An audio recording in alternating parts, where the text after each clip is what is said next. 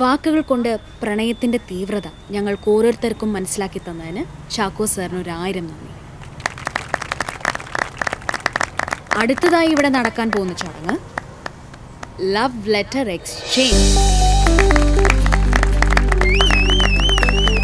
നിങ്ങൾ ഓരോരുത്തരും എഴുതിക്കൊണ്ടുവന്ന പ്രണയലേഖനം നിങ്ങളുടെ ഇണയ്ക്കായി സമ്മാനിക്കാനുള്ള സമയം.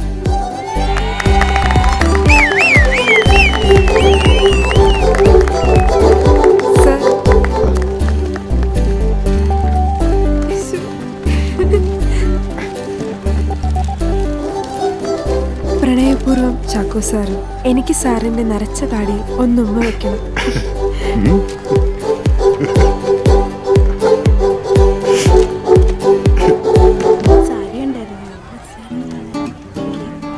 Roshni,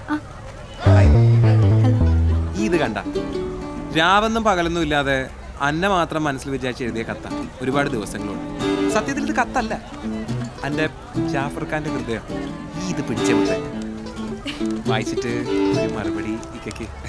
thank you. കൊള്ളാം, അങ്ങനെ അവസാനം നീ സെറ്റായി.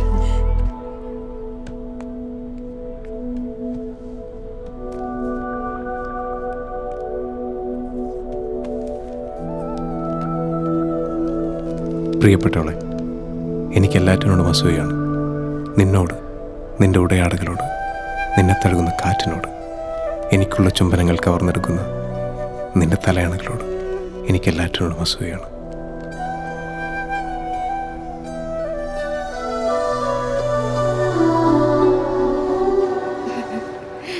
എന്താ പറഞ്ഞു നിന്നോട്? ഒന്നും പറഞ്ഞില്ല. വാലന്റൈൻസ് ഡേക്ക് പുറത്തും പോകുന്നില്ല. എന്താണ് നമ്മുടെ ജാഫറെ ഒരു കവിയാവുന്ന തോന്നുന്നേ. ഈ ലെറ്റർ ഒന്ന് നോക്കിയേ. പ്രിയപ്പെട്ടവളെ, എനിക്ക് എല്ലാത്തിനോടും അസൂയാണ്.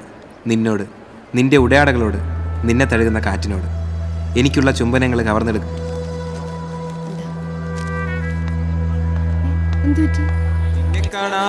എന്നെക്കാളും ചന്തം തോന്നും കുഞ്ഞിപ്പെണ്ണേ, എന്നിട്ടെന്തേ നിന്നെ കെട്ടാൻ ഇതുവരെ കാതിലാണേ കമ്മലില്ല, കഴുത്തിലാണേ മാലയില്ല, കാലിലാണേ. അന്ന കൂലിയെടുത്ത പണിയല്ലേ? എനിക്ക് നാണല്ലേ എനിക്ക് എഴുതുന്ന ലവ് ലെറ്റർ തന്നെ ജാഫറിന് എഴുതി കൊടുക്കാൻ? ഞാൻ വായിച്ചു. റോഷനിയുടെ കയ്യിൽ. എടി അന്ന, ഞാൻ പറയുന്നേക്ക്. പാളിയാ.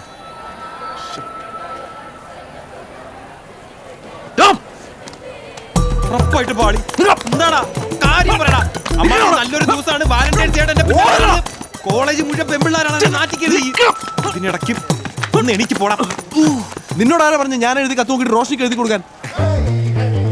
ഈയൊക്കെ ഇവിടെ തേങ്ങ ഉടയ്ക്കുമ്പോ ഞാൻ ഒരു ചിരട്ടെങ്കിലും ഉടക്കണ്ടടാ. ആടെ എന്റെ നെഞ്ചത്ത് തന്നെ ഇട്ട് കൊടുക്കാൻ നിന്റെ ചിരട്ട. ഓ, ഈ ദേഷ്യപ്പെടുന്ന കണ്ടാത്തൊന്നും എന്റെ സ്വന്തം ക്രിയേറ്റിവിറ്റിയാണ്. ഏതോ വലിയ കവിന്റെ വരിയല്ലടാ.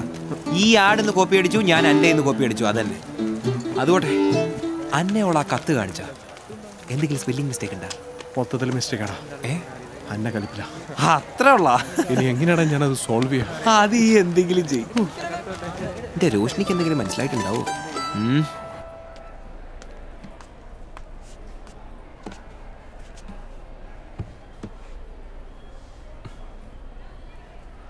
എടി, നീ ഒരുമാതിരി ലോക്കൽ കാമുകയാവല്ലേ? കുറച്ചുകൂടി ഇന്റലക്ച്വൽ ആവും. നീയാ ലോക്കലായത്, ഞാനല്ല. എടി, അവനത് കോപ്പി അടിച്ചിട്ടാ റോഷനി കൊടുത്തത്, അല്ല ഞാൻ അറിഞ്ഞിട്ടില്ല. നോക്കാൻ മാട്ടെ, നമ്മുടെ സ്വകാര്യങ്ങൾ നമ്മുടേത് മാത്രമായിരിക്കണം. അതിനിടെ ദൈവം പോലും വരുന്ന എനിക്കിഷ്ടമല്ല.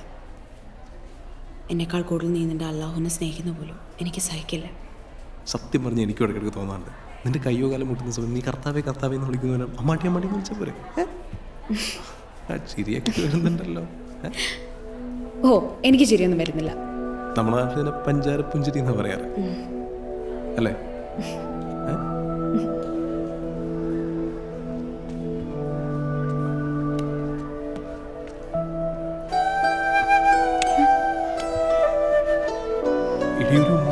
ചെയർമാനെ, മോനെ അമ്മാട്ടി, ഇവിടെ ഏപ്പടാണല്ലേ കളിക്കുന്നത്?